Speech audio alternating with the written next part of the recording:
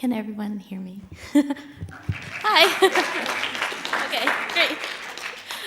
Thank you for being here, sticking around so late in the afternoon. My name is Shefali Haldar, and I'm here to talk about our paper on opportunities and design considerations for peer support in a hospital setting.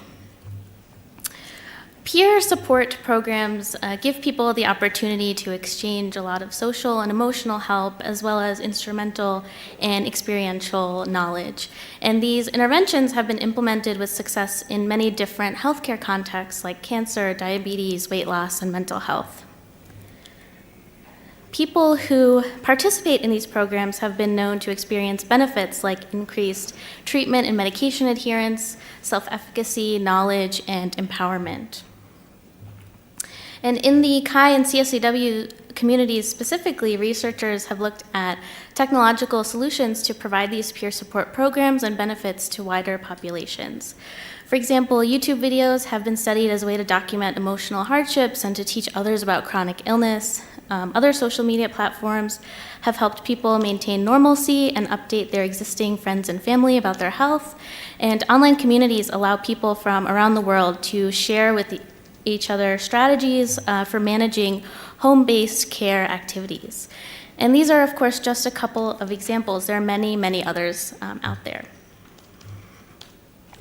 But while a lot of the interventions that I just mentioned are, in theory, accessible to people who are in the hospital, peer support designed specifically for hospitalized patients is a very different animal. Studies in the medical field tend to pair dyads of people to measure clinical outcomes rather than study the benefits that they get from that support. Hospitals have also been known to offer classes or support groups among cohorts of patients, but these are usually siloed among departments and don't always take place during the actual hospitalization. And again, these are just a couple of examples, but it's really important to note that these forms of peer support for inpatients are not really using digital solutions right now. So there's a lot of work to be done in this area. And there's a really good reason to provide peer support in this setting because a hospital visit can be extremely difficult and overwhelming in so many ways. On top of being very, very sick, people have to adapt to the new norms of a different system, learn a bunch of new medical jargon, and then be vigilant of medical errors and care updates that they might get. So the information and the support of those who have been there before can be extremely beneficial for families who are less familiar with the environment. So our research team actually set out to explore this space a little bit more by understanding what are the needs and the opportunities and the barriers for peer support in the hospital and how we can address these things through designing new systems. Our work took place at a pediatric hospital in the United States, and it happened in multiple stages. First was a survey study consisting of 30 questions asking about people's experiences with medical errors. Examples of this might be receiving the wrong medication or noticing a communication breakdown among their care team. Recruitment happened in the hospital. People were consented in person and then given the survey on an iPad, and then the answers were anonymized. And at the conclusion of this study, we received a total of 146 responses. And in our paper, we focus on the results from one question in this survey, which is, what advice would you give to others who might have had a medical error like yours in the hospital? And this question was really intended to elicit the respondents' knowledge gained through their hospital experience and to also explore their willingness to share this knowledge with their peers. And of the 146 responses that we got, 131 people provided a free text answer to this question, a completion rate of almost 90%. So this was definitely demonstrating a willingness to share this advice. And we started looking through this data set and noticed some really interesting patterns. So we decided to probe further at these patterns by conducting semi-structured interviews. And a component of these interviews, we developed these cards that represented hypothetical peer support features that patients and caregivers could use in a patient-facing tool. So some examples of this might be reading advice about being in the hospital, sharing your advice with others, chatting in real time with another patient. And this was really intended to understand the different reasons for and the different ways to interact with their peers beyond hospital safety. And so we use these cards as prompts during the interviews to understand the participants' values and their needs regarding peer support in this setting. And we conducted these interviews with 12 pediatric patients between the ages of 7 and 17, and 3 caregivers between the ages of 30 and 39. And then we followed an iterative open coding process for both data sets. The survey and the interview data produced their own codebooks based on the emerging themes, and then we compared the common and the unique themes across both studies. Okay. So our analysis revealed 5 primary themes that were consistent among both study populations. Our paper covers all of these themes in a lot of detail, but for today I'll just talk about a few. Asking questions, learning about providers, and exchanging support. Okay, first is asking questions. This had to do with asking about procedures, treatments, medications, how to request follow-up information about test results, and how to get updates about the patient's care.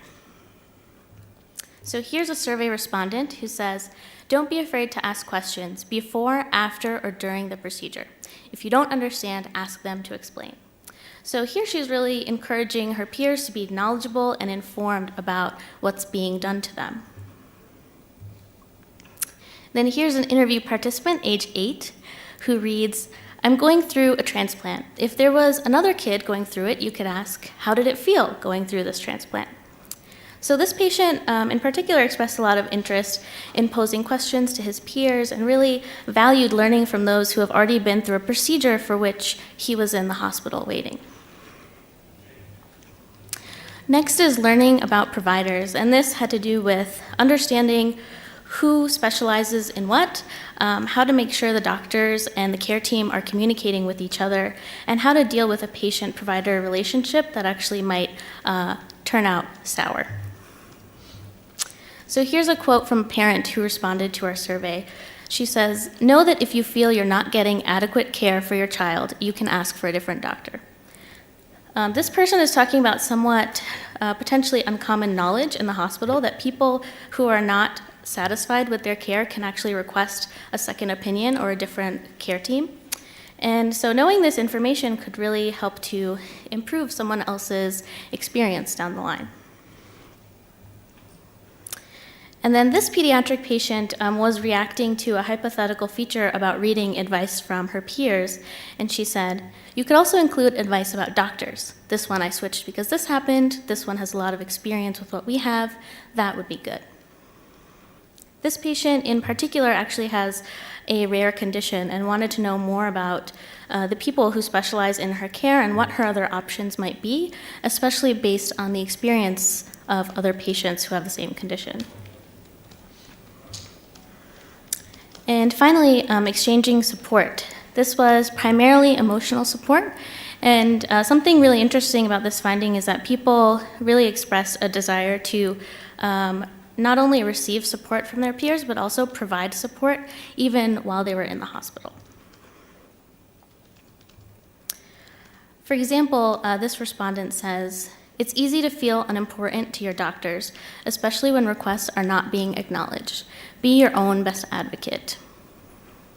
People like this often sympathize with how difficult and stressful a hospital visit can actually be at the end of the day. Respondents mentioned phrases like advocate for yourself, be strong, stay calm, very frequently to encourage and empower their peers.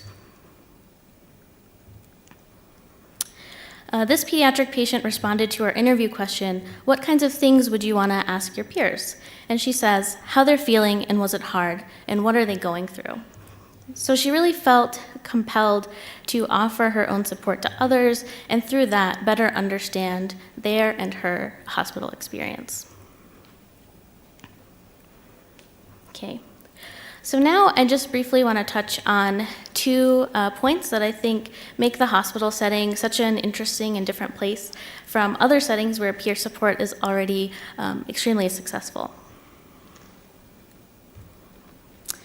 First, in this environment, the electronic health record can be leveraged in a big way to facilitate peer connections and peer matching.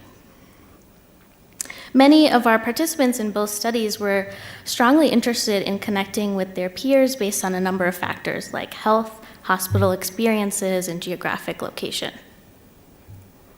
But existing tools require a lot of burden upfront on the patient to find these commonalities. It takes a lot of effort to research the right peer groups that fit the right person's needs. And this extra cognitive effort is really not something that people in the hospital can always invest, since they're often affected by the medications and the treatment that they're receiving. So they're often cognitively and physically limited.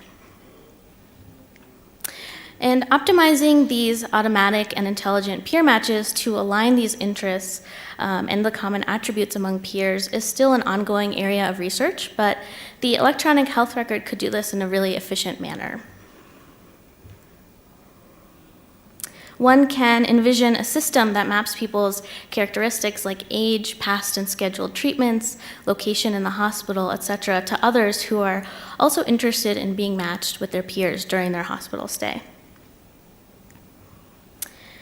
And then the second point that I want to make is that the hospital environment is extremely dynamic, and it's really important to accommodate this across a number of dimensions.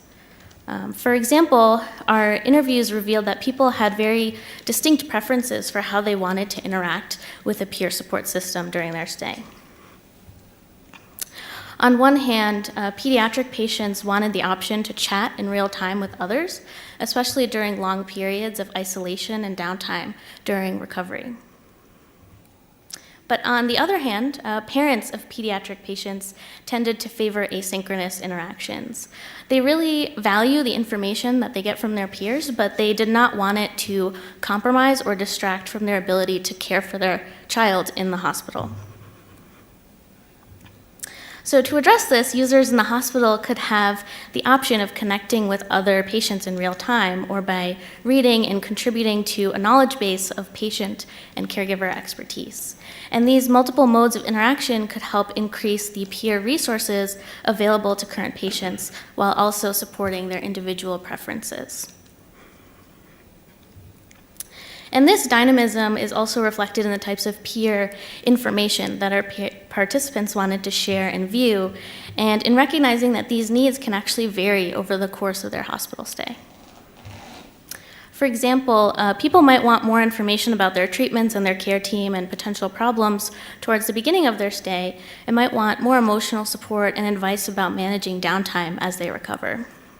And sometimes this information can be very institution-specific. So the hospital where we conducted our studies serves a large geographic area. So patients and caregivers from out of town actually had a lot of questions about the hospital itself and the surrounding community. So here I've just threaded together some examples from different participants. But people arriving at the hospital from far away wanted to know, is this the best hospital for the procedure that I'm about to get? Is my doctor the best one to do this procedure? Can I make friends with people going through the same things I am while I'm here? And then later on in their stay, all of the TV channels are different from back home. How do I watch my favorite show? And so that seems like a small thing, but when they're spending hours and hours on end just kind of lying in bed and waiting for people to stop by their room, it becomes a very big deal.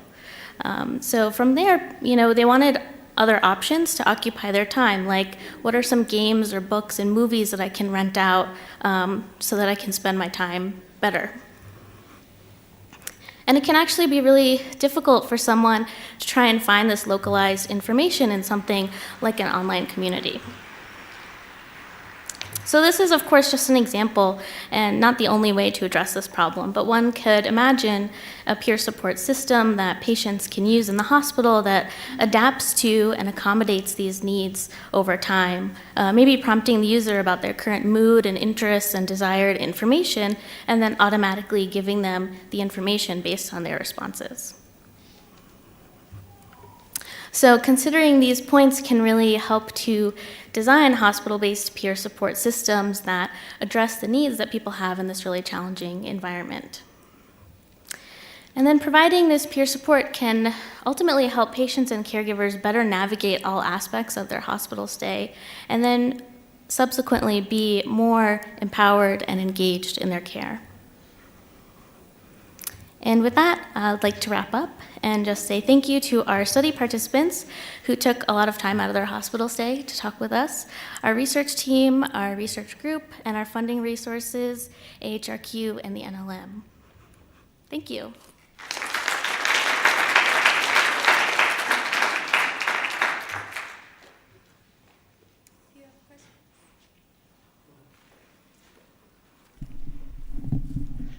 My name is Brandon. I'm from the University of Washington as well. Hi. I'm wondering, and I'm so happy that you did pediatric care. It's a really interesting area. I'm wondering, how does this extend? So during my hospital stay, I have all this connection now, this support, and how can I leverage that information and those relationships that I've established once I leave the hospital? And then also, how does this translate to maybe chronic care? So someone coming in for routine treatments or something like that, where there is an established community. How do you see these kinds of things working in that setting? Yeah, that's a really great question. I like to think that this eventual system would be able to be accessed by this person at different points, both during and after their hospital stay. Some of our participants mentioned having a kind of Facebook-like connection where once you become familiar with someone, you can kind of connect with them and then stay in touch with them after you leave, especially if they're chronic people coming back routinely to the hospital. And I think solutions like that can be definitely explored more and have a lot of potential for addressing some of those things that you brought up. Hi, I'm Jisoo Lee from Arizona State University. It was a good presentation, and one thing I'm wondering about is that